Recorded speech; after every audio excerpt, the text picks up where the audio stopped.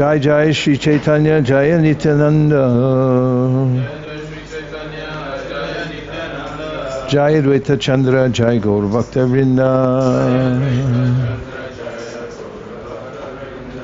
Namashreshtam Manamapi Shachi Putra Matra Sarupam Shri Rupam Tasyagrajam Urupurim Maturim Goshavatim Radha Kundam Girivaramoho Radhika Madhavasham Prapto Yasya Pratita Kripaya Shri Gurum Tam Natosmi.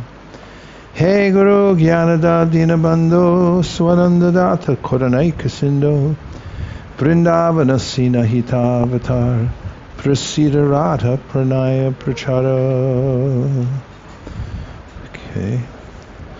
Thank you very much everyone for joining.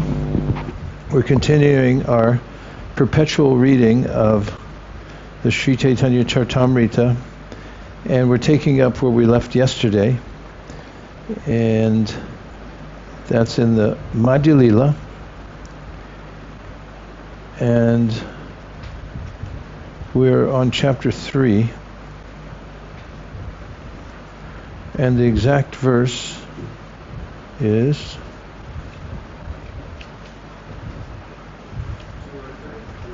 which one?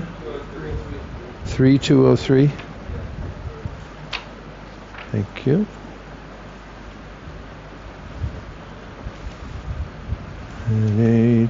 There.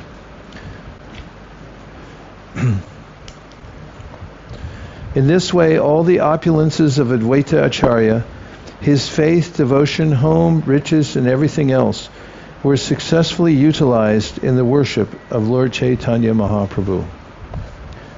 Purport: Advaita Acharya set an ideal example for all householder devotees in his reception of Lord Chaitanya Mahaprabhu and his devotees, and in his execution of a daily festival at his home.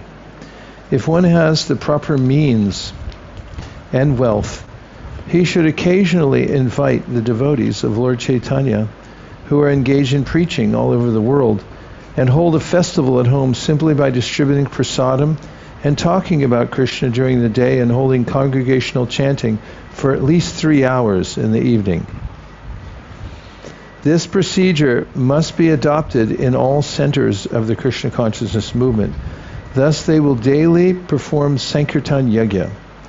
In Śrīmad-Bhāgavatam 11.532, the daily performance of Sankirtan Yajna is recommended for this age. Yajnai Sankirtana Prayar Yajanti Sumedasa. One should worship Lord Chaitanya Mahaprabhu and his 4 associates, the Panchatattva, by distributing prasadam and holding congregational chanting. Indeed, that yajna or sacrifice is most recommended in this age of Kali. In this age, other yajnas are not possible to perform. But this yajna can be performed everywhere and anywhere without difficulty. As Mother Shachi constantly saw the face of her son and fed him, her own happiness increased and was indeed complete. In this way, at Advaita Acharya's home, all the devotees met and passed some days together in a greatly festive mood. The next day, Lord Chaitanya Mahaprabhu requested all the devotees to return to their respective homes.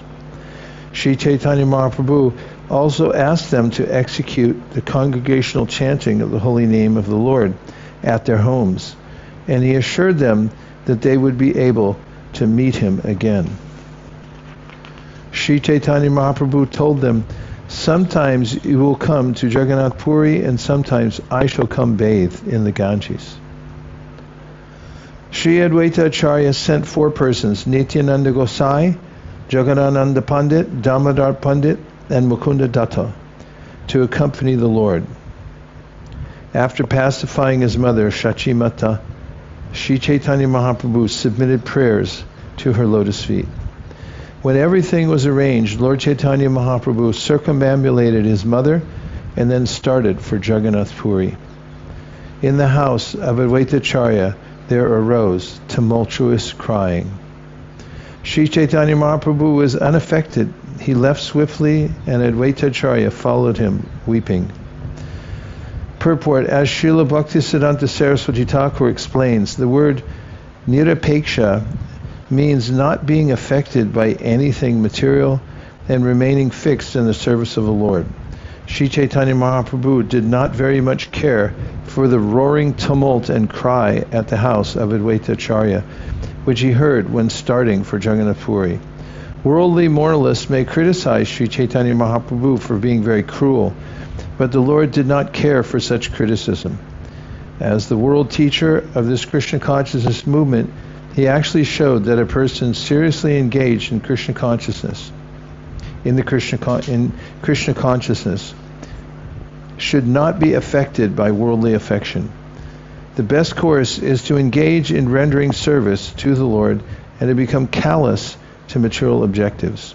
Externally, everyone is attached to material things, but if one becomes entangled in such things, he cannot make progress in Krishna consciousness. Therefore, those who are engaged in Krishna consciousness should not care for the so-called morality of the material world if that morality opposes the service of the Lord. As Lord Chaitanya Mahaprabhu has personally shown, one cannot properly execute Krishna consciousness without being neutral. After he had followed Sri Chaitanya Mahaprabhu for some distance, Advaita Acharya was petitioned by him with folded hands. The Lord spoke the following sweet words. Sri Chaitanya Mahaprabhu said, "Please pacify all the devotees and my mother. If you become agitated, no one will be able to continue to exist." Saying this, Sri Chaitanya Mahaprabhu embraced Advaita Acharya and stopped him from following any further. Then, without anxiety, he proceeded to Jagannath Puri. The Lord with the other four persons went along the banks of the Ganges through the path of Chhatrabhog toward Niladri, Jagannath Puri.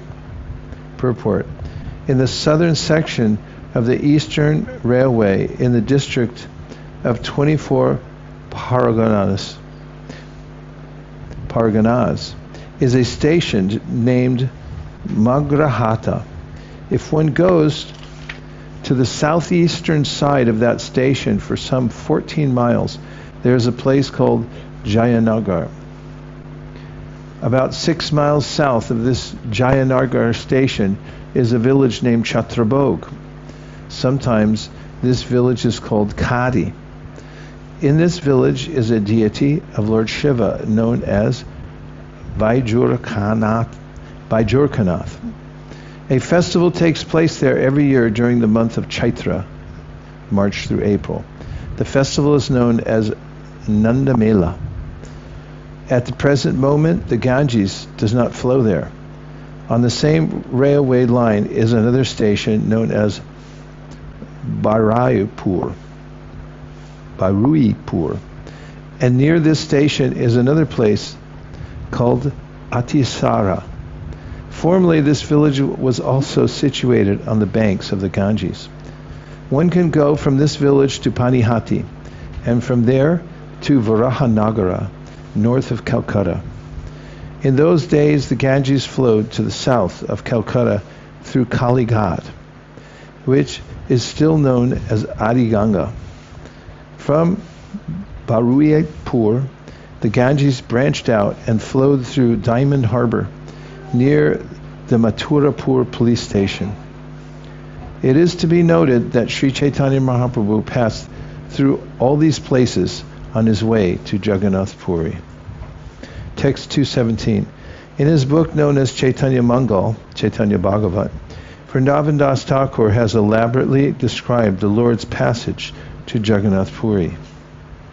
Purport: Srila Bhaktisiddhanta Saraswati Thakur states that while Sri Chaitanya Mahaprabhu passed through Bengal, he passed through Atisaragram, Varahagram, and Chhatrabhog. He then reached the Orissa province, where he passed through Prayaghat, the Suvarnareka River, Ramuna, Yajapur, where he bathed at the Dashashvamedha Ghat, on the Vaitarani River, Katak, where the Mahanadi river flows, Bhuvaneshwar, where there is a big lake known as Bindu Sarovara, Kamalapur at Ataranala. In this way, passing through all these and other places, he reached Jagannath Puri. Jagannath Puri ki. If one hears the activities of the Lord at the house of Advaita Acharya, he will certainly very soon attain the riches of love of God of Krishna. I'll read it again. If one hears the activities of the Lord at the house of Advaita Acharya, he will certainly very soon attain the riches of love of Krishna. That deserves a jai. I'll read it one more time and we'll get it in unison this time. If one hears the activities of the Lord at the house of Advaita Acharya, he will certainly very soon attain the riches of love of Krishna. Jai!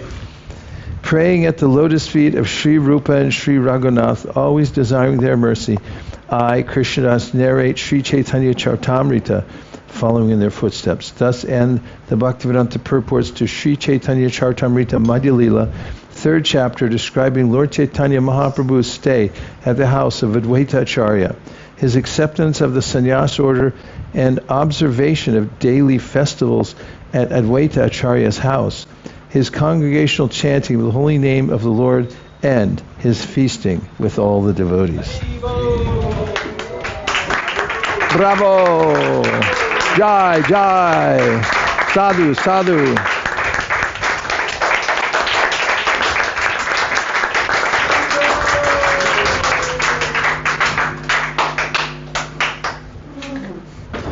Chapter 4, Sri Madhavendra Puri's devotional service.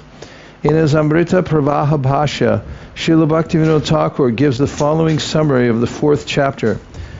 Passing along the path of Chhatrabhog and coming to Vrida Mantreshvara, Sri Chaitanya Mahaprabhu reached the border of Orissa. On his way, he enjoyed transcendental bliss by chanting and begging alms in different villages. In this way, he reached the celebrated village of Ramuna, where there is a deity of Gopinath. There he narrated the story of Madhavendra Puri, as he had heard it from his spiritual master, Ishvara Puri. The narration is as follows. One night, while in Govardhan, Madhavendra Puri dreamed that the Gopal deity was within the forest. The next morning, he invited his neighborhood friends to accompany him to excavate the deity from the jungle. He then established the deity of Sri Gopalji on top of Govardhana Hill with great pomp. Gopal was worshipped and the Anakut festival was observed. This festival was known everywhere and many people from the neighboring villages came to join. One night the Gopal deity again appeared to Madhavendra Puri in a dream and asked him to go to Jagannath Puri to collect some sandalwood pulp and smear it on the body of the deity. Having received this order, Madhavendra Puri immediately started for Orissa. Traveling through Bengal, he reached Ramuna village and there received a pot of condensed milk, kheer, offered to the deity of Gopinathji. This pot of condensed milk was stolen by Gopinath and delivered to Madhavendra Puri. Since then, the Gopinath deity has been known as Shir Chor Gopinath, the deity who stole the pot of condensed milk. After reaching Jagannath Puri, Madhavendra Puri received permission from the king to take out 1 mound of sandalwood and 20 tolas of camphor. Aided by 2 men, he brought these things to Ramuna. Again, he saw in a dream that Gopal at Govardhana Hill desired that very sandalwood to be turned into pulp, mixed with camphor and smeared over the body of Gopinathji. Understanding that would satisfy the Gopal deity at Govardhan, Madhavendra Puri executed the order and returned to Jagannath Puri. Sri Chaitanya Mahaprabhu narrated this story for Lord Nityananda Prabhu and other devotees and praised the pure devotional service of Srila Madhavendra Puri. When he recited some verses composed by Madhavendra Puri, he went into an ecstatic mood. But when he saw that many people were assembled, he checked himself and ate some sweet rice prasadam. Thus he passed that night, and the next morning he again started for Jagannath Puri. Text 1. I offer my respectful obeisances unto Madhavendra Puri, who is given a pot of sweet rice stolen by Sri Gopinath, celebrated thereafter as Shir Chor. Being pleased by Madhavendra Puri's love, Sri Gopal, the deity of Govardhan, appeared to the public vision. Purport. Bhaktivinoda Thakur annotates that this Gopal deity was originally installed by Vajra, the great-grandson of Kṛṣṇa. Madhavendra Puri rediscovered Gopal and established him on top of Govardhana Hill. This Gopal deity is still situated at Nathadwar and is under the management of the descendants of Vallabhacharya. The worship of the deity is very luxurious, and one who goes there can purchase varieties of prasadam by paying a small price. All glories to Sri Chaitanya Mahaprabhu, all glories to Nityananda Prabhu, all glories to Advaita Prabhu, and all glories to all the devotees of Lord Chaitanya. The Lord went to Jagannath Puri and visited Lord Jagannath's temple. He also met with Sarvabhauma Bhattacharya. All these pastimes have been very elaborately explained by Vrindavan Das Thakur in his book, Śrīmad-Bhāgavatam. By nature, all the activities of Sri Chaitanya Mahaprabhu are very wonderful and sweet, and when they are described by Vrindavan Das Thakur, they become like a shower of nectar. Therefore, I very humbly submit that since these incidents have already been nicely described by Srila Vrindavan Das Thakur, I would be very proud to repeat the same thing. And this would not be very good. I do not have such powers. I am therefore presenting only a synopsis of those events already described elaborately by Srila Vrindavan Das Thakur in his Chaitanya Mangal, now known as Chaitanya Bhāgavatam. Some of the incidents he did not describe elaborately, but only summarized, and these I shall try to describe in this book. I thus offer my respectful obeisances unto the lotus feet of Vrindavan Das Thakur. I hope that I will not offend his lotus feet by this action. Sri Chaitanya Mahaprabhu proceeded toward Jagannath Puri with 4 of his devotees, and he chanted the holy name of the Lord, the Hare Krishna mantra, with great eagerness. Each day, Sri Chaitanya Mahaprabhu personally went to a village and collected a great quantity of rice and other grains for the preparation of prasadam. There were many rivers on the way, and at each river there was a tax collector. They did not hinder the Lord, however, and he showed them mercy. Finally, he reached the village of Ramuna. Purport. There is a railway station named Baleshwara, and 5 miles to the west is the village of Ramuna. The temple of Shir Chor Gopinath still exists in this village, and within the temple, the Samadhi tomb of Rasikananda Prabhu, the chief disciple of Sanātana Gosvāmī, can still be found. The deity of Gopinath in the temple of Ramuna was very attractive. Lord Chaitanya visited the temple and offered his obeisances with great devotion. When Sri Chaitanya Mahaprabhu offered his obeisances at the lotus feet of the Gopinath deity, the helmet of flowers on the head of Gopinath fell down and landed on the head of Chaitanya Mahaprabhu. When the deity's helmet fell upon his head, Sri Chaitanya Mahaprabhu became very pleased, and thus he chanted and danced in various ways with his devotees. All the servants of the deity were struck with wonder due to Sri Chaitanya Mahaprabhu's intense love, his exquisite beauty, and his transcendental qualities. Because of their love for Sri Chaitanya Mahaprabhu, they served him in many ways, and that night the Lord stayed at the temple of Gopinath. The Lord remained there because he was very eager to receive the remnants of sweet rice offered to the Gopinath deity, having heard a narration from his spiritual master, Ishvara Puri, of what had once happened there. That deity was known widely as Shir Chor Gopinath, and Chaitanya Mahaprabhu told his devotees the story of how the deity became so famous. Formerly, the deity had stolen a pot of sweet rice from Madhavendra Puri. Therefore, he became very famous as the Lord who stole the sweet rice. Once, Sri Madhavendra Puri traveled to Vrindavan, where he came upon the hill known as Govardhana.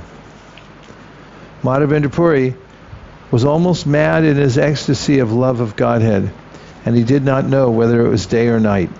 Sometimes he stood up and sometimes he fell to the ground. He could not discriminate whether he was in a proper place or not.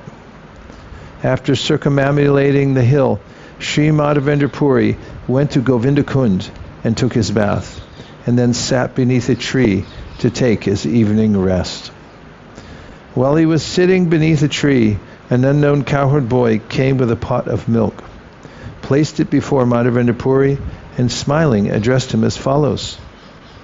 "Oh, Madhavendra Puri, please drink the milk I have brought.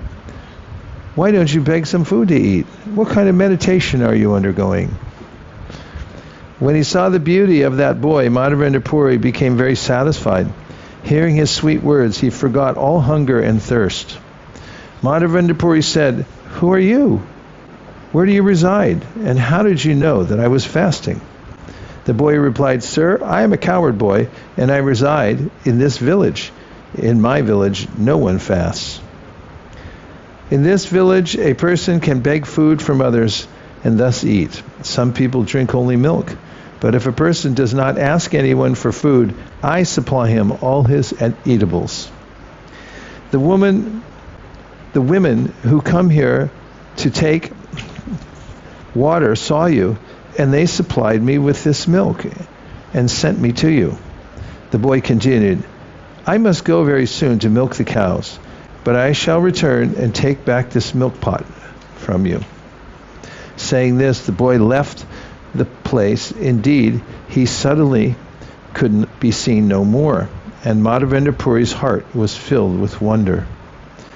After drinking the milk, Sri Madhavendra Puri washed the pot and put it aside. He looked towards the path, but the boy never returned. Madhavendra Puri could not sleep. He sat and chanted the Hare Krishna Mahāmantra, and at the end of the night he dozed a little, and his external activities stopped. In a dream, Madhavendra Puri saw the very same boy. The boy came before him and, holding his hand, took him to a bush in the jungle. The boy showed Madhavendra Puri the bush and said, "I reside in this bush, and because of this I suffer very much from severe cold, rain showers, winds, and scorching heat. Please, bring the people of this village and get them to take me out of this bush. Then have them situate me nicely on top of the hill. Please construct a temple on top of that hill," the boy continued, "and install me in that temple. After this, wash me with large quantities of cold water so that my body may be cleansed. For many days I have been observing you and have been wondering, when will Madhavendra Puri come here to serve me? I have accepted your service due to your ecstatic love for me. Thus I shall appear, and by my audience all fallen souls will be delivered. My name is Gopal. I am the lifter of Govardhana Hill. I was installed by Vajra, and here I am the authority. When the Muslims attacked, the priest who was serving me hid me in this bush in the jungle. Then he ran away out of fear of the attack. Since the priest went away, I have been staying in this bush. It is very good that you have come here. Now just remove me with care." After saying this, the boy disappeared. Then Madhavendra Puri woke up and began to consider his dream. Madhavendra Puri began to lament. "I saw Lord Krishna directly, but I could not recognize him." Thus he fell down on the ground in ecstatic love. Madhavendra Puri cried for some time, but then he fixed his mind on executing the order of Gopal. Thus he became tranquil.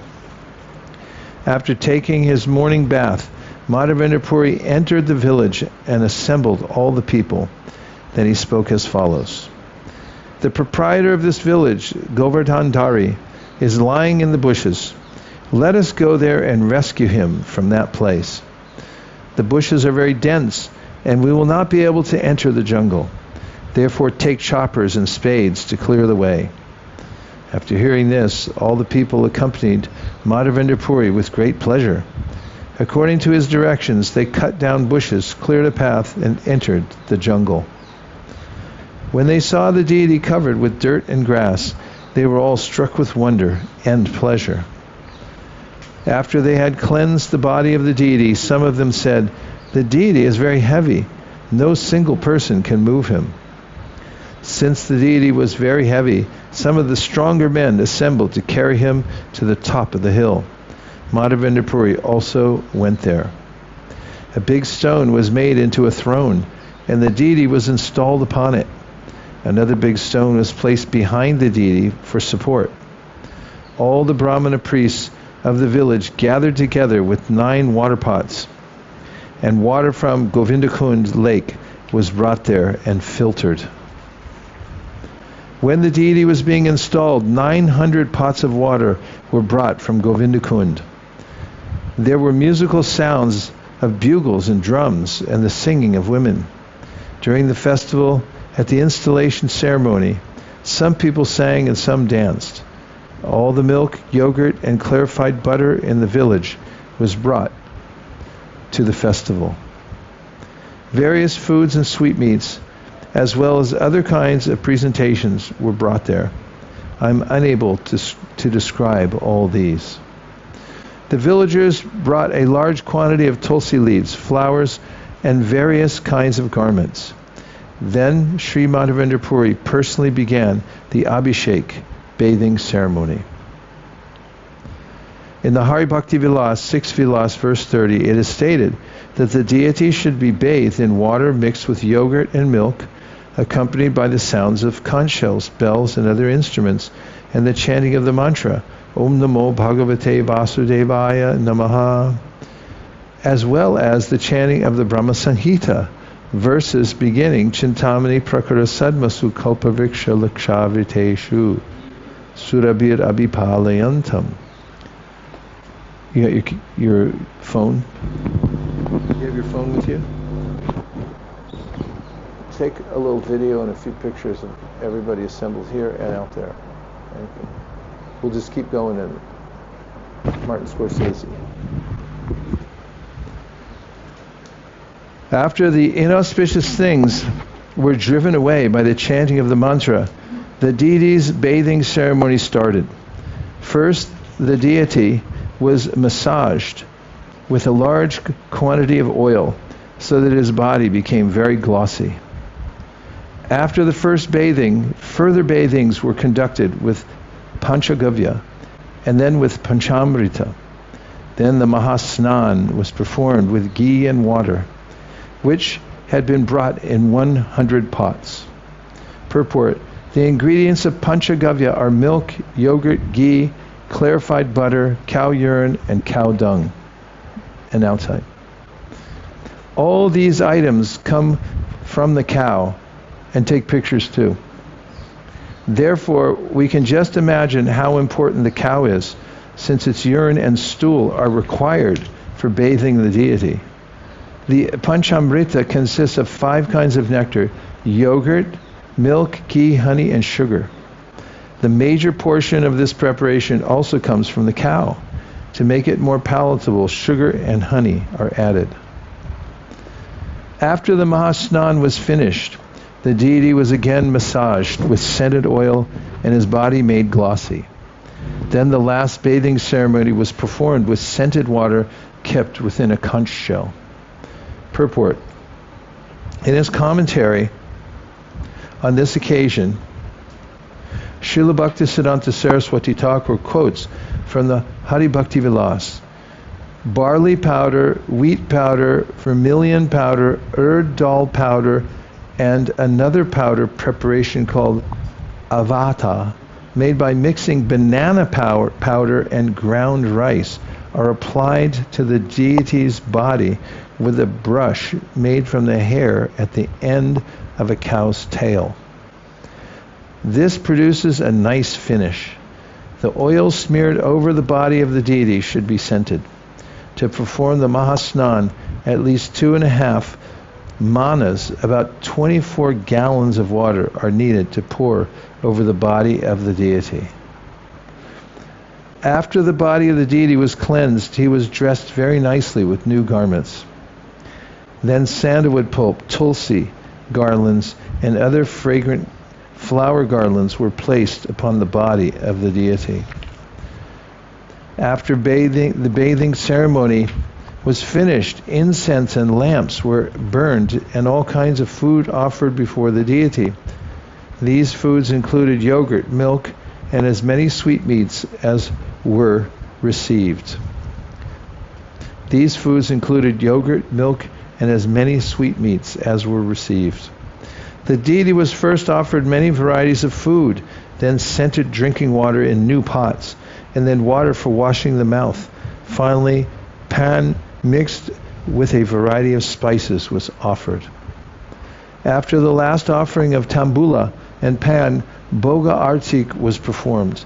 Finally, everyone offered various prayers and then obeisances, falling flat before the deity in full surrender.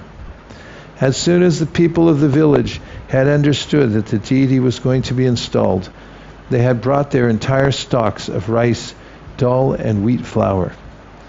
They brought such large quantities that the entire surface of the top of the hill was filled. When the villagers brought their stock of rice, dal, and flour, the potters of the village brought all kinds of cooking pots, and in the morning the cooking began. 10 brahmanas cooked the food grains, and 5 brahmanas cooked both dry and liquid vegetables. The vegetable preparations were made from various kinds of spinach, roots and fruits collected from the forest, and someone had made bada and buddy by mashing dal. In this way, the brahmanas prepared all kinds of food. 5 to 7 men had prepared a huge quantity of chapatis, which were sufficiently covered with ghee, as were all the vegetables, rice and dal. All the cooked rice was stacked on palasha leaves, which were on new cloths spread over the ground. Around the stack of cooked rice were stacks of chapatis, and all the vegetables and liquid vegetable preparations were placed in different pots and put around them. Pots of yogurt, milk, buttermilk, and shikarini, sweet rice, cream, and solid cream were placed alongside the vegetables. Purport: in this kind of ceremony, which is called anakut, cooked rice is stacked like a small mountain for prasadam distribution. In this way, the anakut ceremony was performed, and Sri Madhavendra Puri Goswami personally offered everything to Gopal. Many water pots were filled with scented water for drinking, and Lord Sri Gopal, who had been hungry for many days, ate everything offered to him. Although Sri Gopal ate everything offered, still, by the touch of his transcendental hand, everything remained as before. Purport: the atheist cannot understand how the Supreme Personality of Godhead, appearing in the form of the deity, can eat all the food offered by his devotees. In the Bhagavad Gita 9:26, Krishna says, Patram pushpam palam toyam yo me bhaktya prayashchati taraham bhakti paritam ashnami pariyatatmanaha. If one offers me with love and devotion a leaf, a flower, a fruit, or water, I will accept it. The Lord is Purna, complete, and therefore he eats everything offered by his devotees. However, by the touch of his transcendental hand, all the food remains exactly as before. It is the quality that has changed. Before the food was offered, it was something else. But after it is offered, the food requires a transcendental quality. Because the Lord is Purna, he remains the same even after eating. Purnasya Purnamadaya Purnameva Vishishyate. The food offered to Krishna is qualitatively as good as Krishna. Just as Krishna is avyaya, indestructible, the food eaten by Krishna, being identical with him, remains as before. Apart from this, Krishna can eat the food with any one of his transcendental senses. He can eat by seeing the food or by touching it. Nor should one think that it is necessary for Krishna to eat. He does not become hungry like an ordinary human being. Nonetheless, he presents himself as being hungry, and as such, he can eat everything and anything regardless of quantity. The philosophy underlying Krishna's eating is understandable by our transcendental senses. When our senses are purified by constantly being engaged in the devotional service of the Lord, we can understand Krishna's activities, names, forms, qualities, pastimes, and entourage. Atā Shri Krishna Namadi na bhaved grayam indriye sevan mukhihi jivado swayameva spuratyada. No one can understand Krishna by the blunt material senses, but he reveals himself to the devotees, being pleased with them for their transcendental loving service unto him. Bhakti Rasamrita Sindhu 1-2-234. The devotees understand Krishna through revelation. It is not possible for a mundane scholar to understand Krishna and his pastimes through research work on the non-devotional platform. We'll just pause for a couple minutes and take any reflections that anybody might have. Reflections, questions, observations. We had Mathura Kripa, and then we're going to Patita Pavana. I'm looking to the outside people's party, and we'll look there in a second. Go ahead.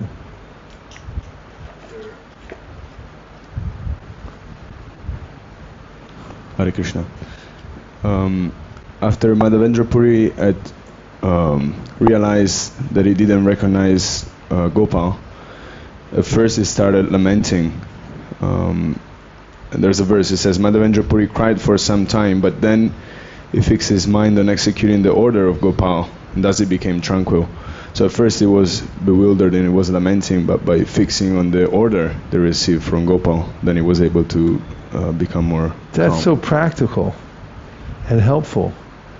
If we feel disoriented, we're lamenting because we couldn't live up to something, if we just get engaged in service, then immediately we become neutral, tranquil, happy. Okay, Pati Pavana. I thought it was an interesting insight. Bhaktivinoda Thakur had said that the Gopal deity was installed by Krishna's grandson. I was just wondering if we have great grandson. Yeah. So I was just wondering if we had any more information where he was pulling that from, or if that's from his own realization, or what. To reconstruct them all over Vrindavan. So most of what you see where the Leela places are, they were brought to the world from Vajra, great-grandson of Krishna, thanks to Vajra. And then, of course, years later, we have the Goswamis coming back again to reestablish the places so that we could come here and worship and celebrate Krishna's Leela in Vrindavan. I'm looking to the outside people's party and I see a hand up. It looks like Namachintamani. Can't tell who it is. Hare Krishna Maharaj. Hare Krishna. I have one reflection from online audience. This is from Siddhartha Mehra. He says, thank you Maharaj for this amazing reading. My humble obeisances to the assembled devotees. And he has a question. Sometimes while reading some parts of Sri Chaitanya Charitamrita, it feels like I'm not eligible to read this. It's too confidential. Should I skip those pastimes, or how should I proceed? No, you should read everything. When you hear pastimes that are esoteric, and it's in the course of reading through the whole book, then you're eligible. Srila Bhaktisiddhanta Saraswati Thakur mentioned this, that you can, if, on the other hand, as some people have done in the past, and luckily within our lifetime, and Prabhupada pointed this out, some people then will specifically go to certain types of pastimes, thinking that they would be greatly benefited or more benefited than other people by being highly specific. In other words, when the Chaitanya Charitamrita first came out, devotees went through it and realized there were highly esoteric sections. So they thought erroneously that if they specialized in those, then they would make more advancement than anybody else, and they would ascend to the platform of rarefied, pure devotional service. And they even had a club, it was called the Gopi Baba Club. But Prabhupada not only didn't he approve, but he dismantled the club. There were quite a few devotees, maybe 40 altogether, a men's section and a women's section. And he did point out that one has to be qualified to be very specifically engaged in hearing sections, just as Lord Chaitanya did in his final days in Jagannath Puri. However, if one's reading the book and you go through those sections, you don't skip over them. And I gave the example the other day, if you go in parikramā of Govardhana Hill, you'll find some sections that are smooth, easygoing, and this is more in relationship to hearing sections, for instance, of the Bhāgavatam. Sometimes people get to the Ninth Canto and they say, do I have to read the entire lineage going all the way to Krishna's appearance? And it seems tedious, but we should remember that this every word Sanātana Gosvāmī says of the Śrīmad-Bhāgavatam emanates a shower of nectar. It's all completely transcendental. And I heard Prabhupada the other day say that every verse in the Bhāgavatam is as good as the Mahāmantra. It said the same thing. So, no, we shouldn't skip it. And finally, this idea of feeling unqualified. How does one become qualified? Well, Kavirāja Gosvāmī told us earlier. He said, if you can't understand it, then I request you to hear it again and again and again. Not to avoid it, but just to hear it. And be submissive and listen, because by hearing again and again, one can come to understand. It's not an academic type of hearing, it's a devotional hearing, and Krishna responds within the heart and informs us. Thank you for bringing those forth. Is there any more from...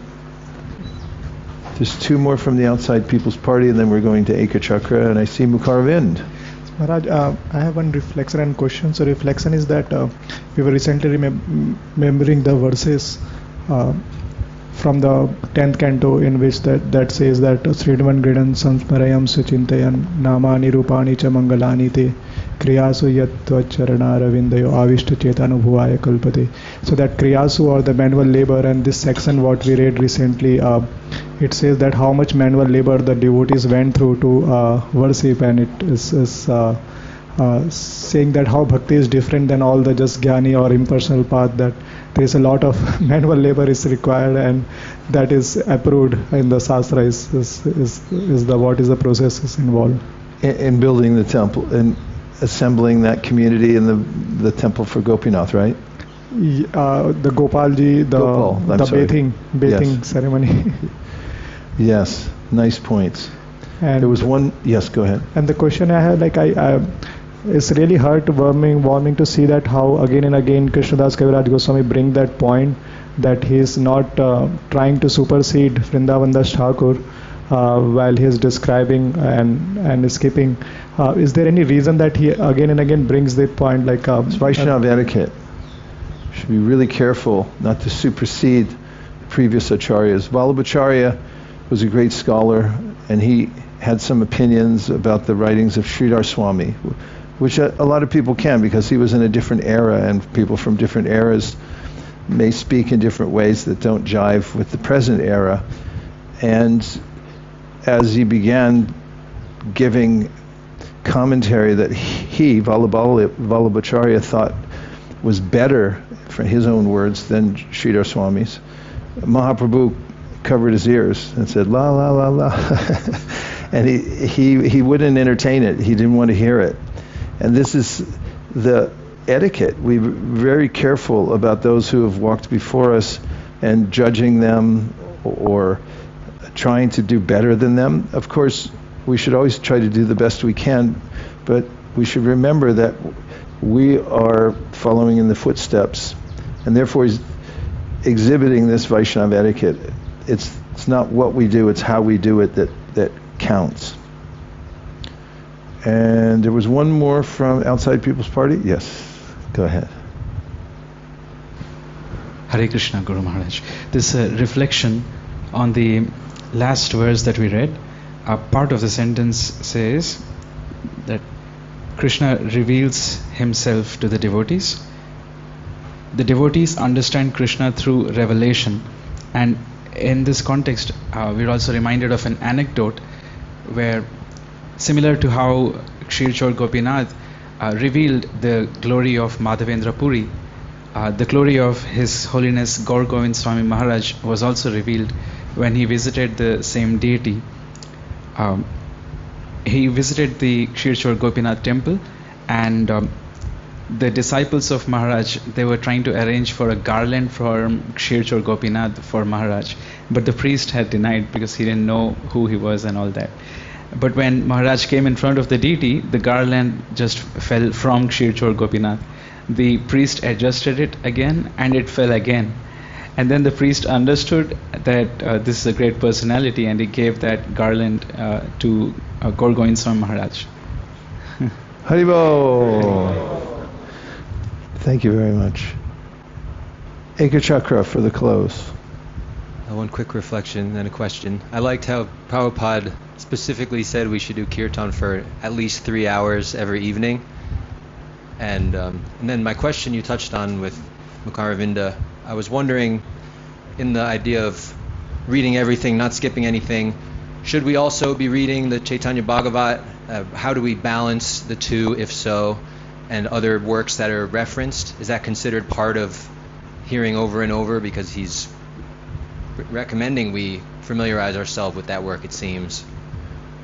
The mantra for that was uttered by Prabhupada during a morning walk when there was a referendum, which often happened on morning walks, because when devotees had two different opinions and they were arguing, then they'd assail Prabhupada during the morning walk and said, such says this, and so says that.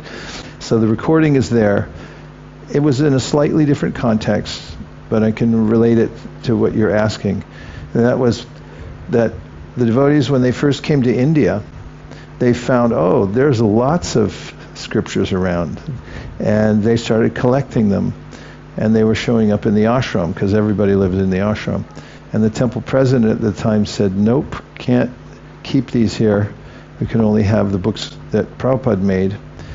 And so he put a ban. And then the devotees, of course, doubled down, and they came back, and that's the context of the morning walk.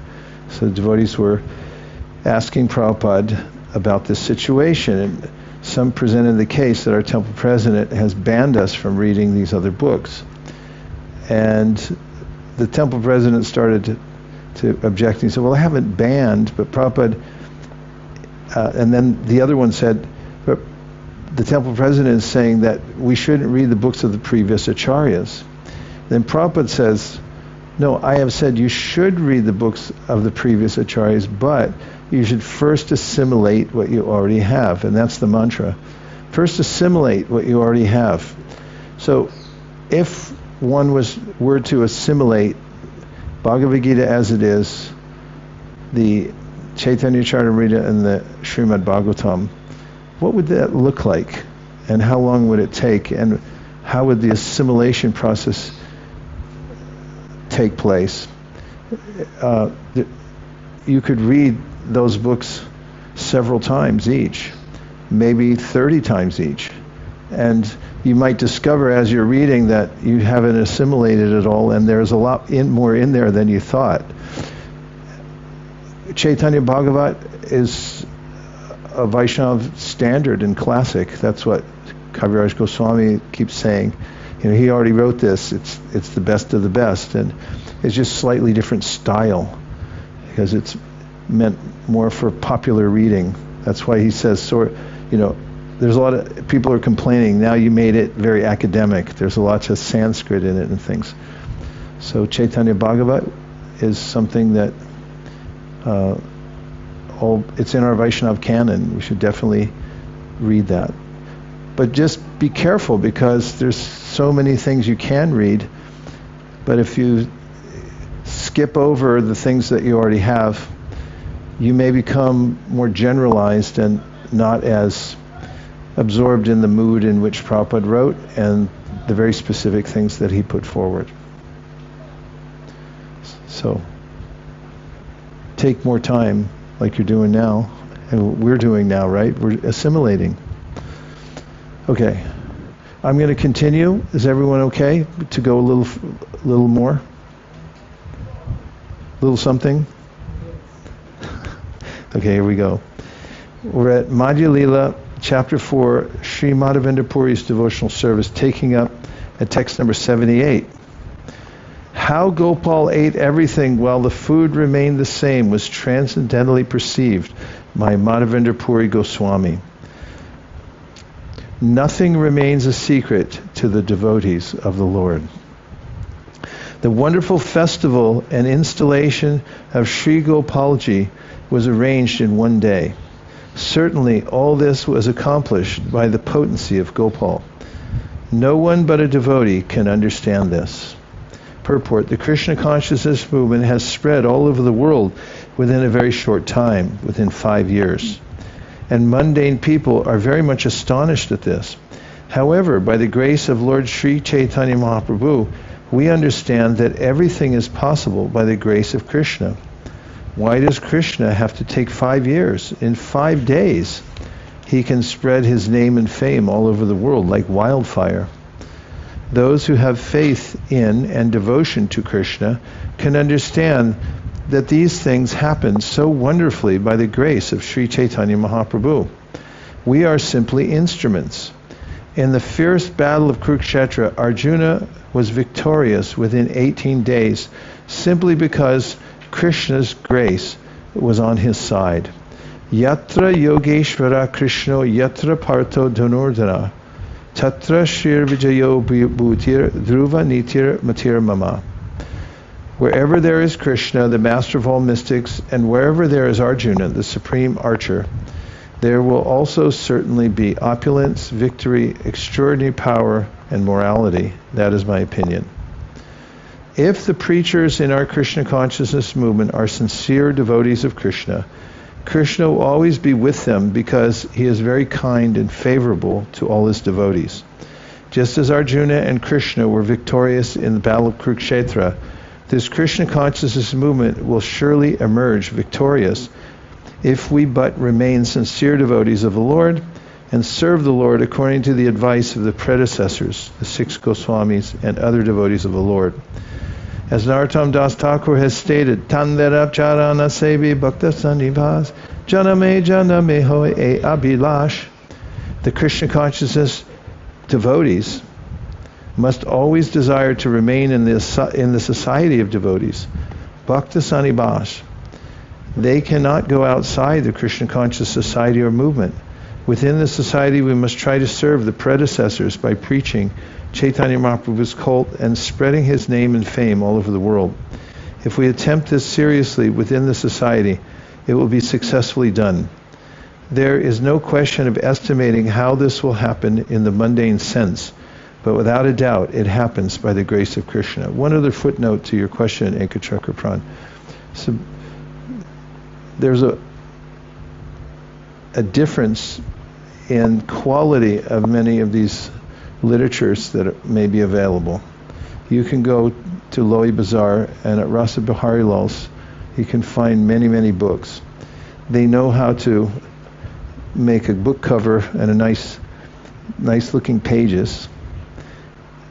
But where did they get the manuscripts? And who worked on them? And how refined are they? There's a standard in the BBT that Prabhupada kept that brings things to precision, whereas that's not necessarily there. There was a famous devotee, a disciple of Prabhupada named Kushakrata. He was a savant. I watched him. He learned Sanskrit in like a couple days, a little more than that. But he then set about just translating anything that came before him. He wrote thousands of his own original verses and so forth. Basically stayed in his room for years and years and years. Before he passed, he realized he was going to pass, so he just said, I got to pass. They put him in a bed and he just left his body. He was definitely an avadhuta. And part of his avadhutaism was that he didn't want anybody to go over his work. You can see many people still have Kshatrada books. He was prolific in producing them, but they're full of mistakes, because he went through like the blowing wind and translated them all, and he insisted that nobody could go back and change anything. So, okay, there are a bunch of things there, Goswami literatures and this and that, but if you get things wrong and you don't know what it is you're getting, there's not the same sense of confidence of taking in the knowledge when you're hearing it, and you know that it's come through the right process of faithful persons who have dealt with it in a way that brings it to the pristine level that Prabhupada expected for his books. The Śrīmad-Bhāgavatam is an example of such fidelity. It was extremely hard to translate because Sanātana Gosvāmī gave commentary to his own verses, and he wrote more in a prose style, and it was very difficult for most people to bring that into English and have it be comprehensible. The foremost academic scholar, Joseph T. O'Connell, at the time when it came out, wrote a foreword for it and commented that this was a miracle. It took years and years and years of meticulous work with several devotees giving their full attention to the Śrīmad-Bhāgavatam to make sure that it came out in a pristine way. The difference between reading that book and something you pull off the shelf from Rasi Biharilal, and if you're listening, Rasi Biharilal Prabhu, don't take offense. We love you and we buy tilak there sometimes. But we should be aware of that fact. It's not all the same. The standards are different. And so when we're thinking about which one to read next and so forth, knowing where they came from, the process they went through, who dealt with them and so forth, is extremely important. Continuing for a little while more, we're at text number 80. Sri Madhavendra Puri offered water to Gopal for washing his mouth, and he gave him betel nut to chew. Then, while arti was performed, all the people chanted, Jai, Jai, all glories to Gopal. Arranging for the Lord's rest, Sri Madhavendra Puri brought a new cot, and over this he spread a new bedspread, and thus made the bed ready. A temporary temple was constructed by covering the bed all round with a straw mattress. Thus there was a bed and a straw mattress to cover it. After the Lord was laid down to rest on the bed, Madhavendra Puri gathered all the brahmanas who had prepared the prasadam and said to them, now feed everyone sumptuously, from the children on up to the aged. All the people gathered there sat down to honor the prasadam, and by they took food. All the brahmanas and their wives were fed first. Purport: according to the varnashrama system, the brahmanas are always honored first. Thus, at the festival, the brahmanas and their wives were first offered the remnants of food, and then the others, kshatriyas, vaishyas, and shudras. This has always been the system, and it is still prevalent in India, even though the caste brahmanas are not qualified. The system is still current due to the varnashrama institutional rules and regulations. Those who took prasadam included not only the people of Govardhan village, but also those who came from other villages. They also saw the deity of Gopal and were offered prasadam to eat. Seeing the influence of Madhavendra Puri, all the people gathered there were struck with wonder. They saw The Anakut ceremony, which had been performed before during the time of Kṛṣṇa, was now taking place again by the mercy of Sri Madhavendra Puri. Purport. Formerly, at the end of Dwapara Yuga, all the cowherd men of Vrindavan had arranged to worship King Indra, but they gave this worship up, following the advice of Kṛṣṇa. Instead, they performed a ceremony whereby they worshipped the cows, brahmanas, and Govardhana Hill. At that time, Kṛṣṇa expanded himself and declared, "I am Govardhana Hill." In this way, he accepted all the paraphernalia and food offered to Govardhana Hill. It is stated in Śrīmad-Bhāgavatam 10:24-26, "Prepare very nice foods of all descriptions from the grains and ghee collected for the yajna. Prepare rice, dal, then halva, pakora, puri, and all kinds of milk preparations like sweet rice, sweet balls, sandesh, rasgulla, and laddu." The Supreme Personality of Godhead Kṛṣṇa therefore advised the cowherd men to stop the Indra yajna and begin the Govardhan puja to chastise Indra, who was very much puffed up at being the supreme controller of the heavenly planets.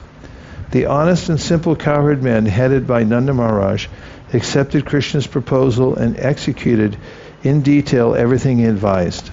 They performed Govardhan worship and circumambulation of the hill. According to the instruction of Lord Kṛṣṇa, Nanda Maharaj and the cowherd men called in learned brahmanas and began to worship Govardhana Hill by chanting Vedic hymns and offering prasadam. The inhabitants of Vrindavan assembled together, decorated their cows, and gave them grass. Keeping the cows in front, they began to circumambulate Govardhana Hill. We'll take a short break and come back here at 10 minutes to 12. Okay? Yes. No? Yes. Yes. What? We'll just take a quick break. I'll come back here at 10 minutes till. Hare Krishna. Vanchakalpadrishya kripasinabheva cha titanam bhavadebhyo vaishnavebhyo namo namaha.